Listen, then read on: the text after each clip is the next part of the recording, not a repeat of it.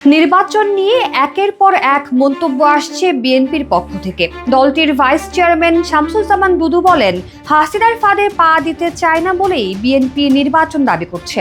অপরদিকে বিএনপি চেয়ারপারসনের উপদেষ্টা জয়নুল আবেদিন ফারুক বলেছেন, সংস্কার কম সময়ের মধ্যে করে নির্বাচনের ম্যাপ দিন, তারিখ দিন, তাড়াতাড়ি করুন, না হলে অস্থিরতা আবার বেড়ে যাবে। প্রেস ক্লাবের এক অনুষ্ঠানে শামসুজ্জামান দুদু বলেন, যারা নির্বাচনে বাধা দিচ্ছে তারা তো অনেক বড় নেতা, অনেক বড় আন্দোলনকারী। নির্বাচন দিলে তো আপনারা জয়ী হওয়ার কথা, তাহলে সমস্যা কোথায়?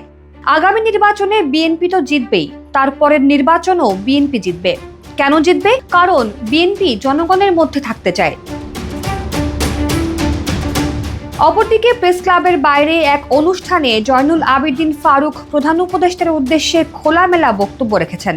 ডক্টর ইউনূসের উদ্দেশ্যে তিনি বলেন, অন্ধকার দিয়ে অন্ধকার ঢাকা যায় না, আলোর দরকার হয়। সেই আলো আপনার কাছে আশা করি আমরা। দয়া করে আপনার সহকর্মীরা যাতে না বলেন 54 বছরে রাজনৈতিক দল সংস্কার করতে পারেনি, এমন কথা আপনার স্টাফরা যাতে না বলে। নির্বাচন 2026-এর মাঝামাঝি হতে পারে, এমন বেফাস কথা বলে দেশের মানুষকে আর আতঙ্কিত করার কোনো প্রয়োজন নেই। জয়নুল আবেদিন বলেন, সংস্কার কম সময়ের মধ্যে করে নির্বাচনের ম্যাপ দিন, তারিখ দিন, তাড়াতাড়ি করুন, না হলে অস্থিরতা আবার বেড়ে যাবে। আবার কোনো ষড়যন্ত্র ফাঁক দিয়ে ঢুকে যাবে। সেই ষড়যন্ত্র রুখতে রুখতে আবার সময় অতিবাহিত করবেন। আমরা সেটা আর গ্রহণ করতে চাই না।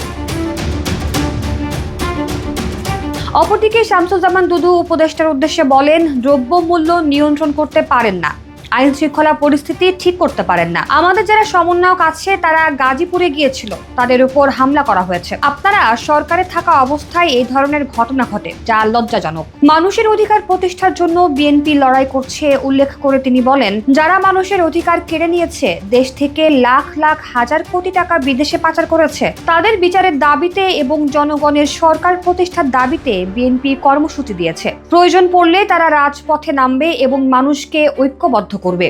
ঐক্যবদ্ধ ছাড়া আমাদের মুক্তির কোনো পথ নেই।